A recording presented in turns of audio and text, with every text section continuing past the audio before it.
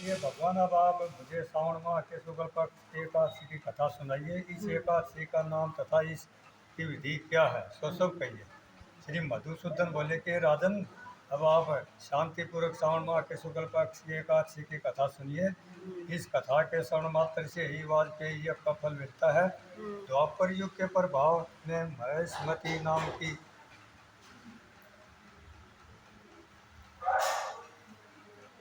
नगरी में महजित नाम का एक राजा पुत्रहीन था। वह सदैव चिंता ग्रस्त रहता था।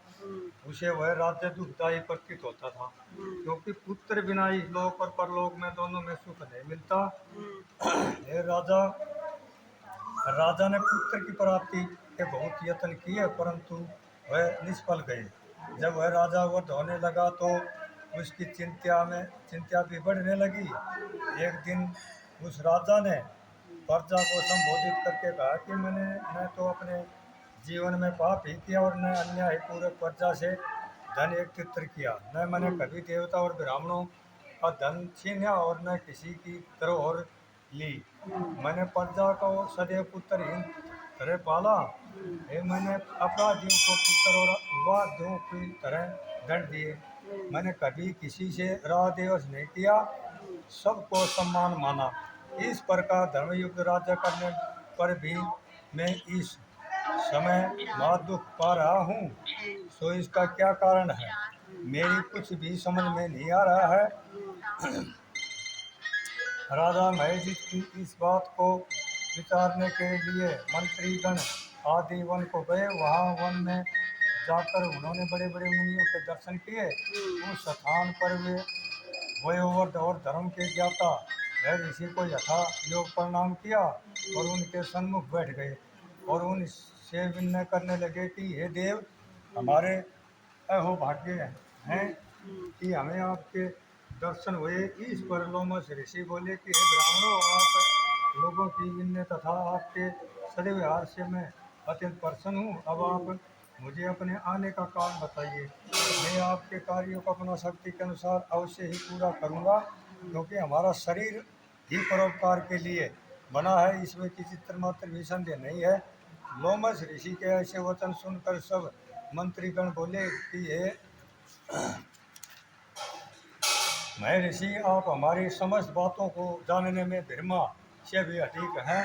महेशमती नाम की पुरी में एक महजित नाम का धर्मात्मा राजा है। वह प्रजा का पुत्र की तरह धर्मानुसार पालन करता है, परंतु फिर भी पुत्रहीन इससे वह अत्यंत दुखी रहता है। हम लोग उस राजा की प्रजा हैं। प्रजा का यह कर्तव्य है कि राजा के सुख में सुख माने और उसके दुख में दुख माने। हमको उसके पुत्रहीन होने का अभी तक कारण प्रतीत नहीं हुआ है। अब जब से हमने आपके दर्शन करे हैं, वह हम लोग को पूर्ण रूप से विश्वास है कि हमारा कष्ट अब अवश्य ही दूर हो जाएगा। अतः अब आप हमको राजा को पुत्र प्राप्ति होने का उपाय बतलाइए। इस पर लोमस ऋषि ने एक क्षण के लिए नेत्र बंद किए और राजा के पूरे जन्मों का विचार करने लगे। वे विचार करके बोले कि हे ब्राह्मणों, यही राजा पिछले जन्म में अत्यंत निर्धन था और बुरे कर्म किया करता था। यह एक गांव से दूसरे गांव में घूमा करता था। एक दिन जेठ माह के शुक्ल पक्ष की द्वादशी के दिन यह 2 दिन से भूखा था। दोपहर के समय एक जलाशय पर पानी पीने गया। वहाँ उस समय की ब्याई हुई प्यासी गौ जल पी रही थी। राजा ने उसकी प्यासी ही हटा दिया और सवैत जल पीने लगा। हे ब्राह्मणों, इसलिए राजा को यह दुख भोगने पड़े रहे हैं। एकादशी के दिन भूखा रहने से इसको राजा होना पड़ा और प्यासी को हटाने से पुत्री के वियोग का दुख भोगना पड़ा।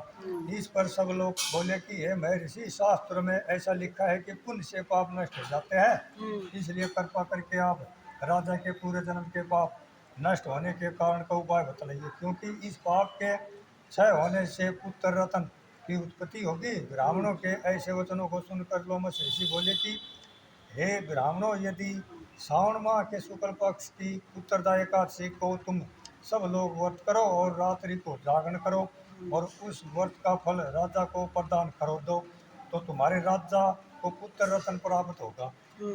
मंत्रियों सही समझ प्रजा मैं ऋषि लोमश ऋषि के वाक्य को सुनकर प्रसन्नता पूर्वक अपने नगर को वापिस आई।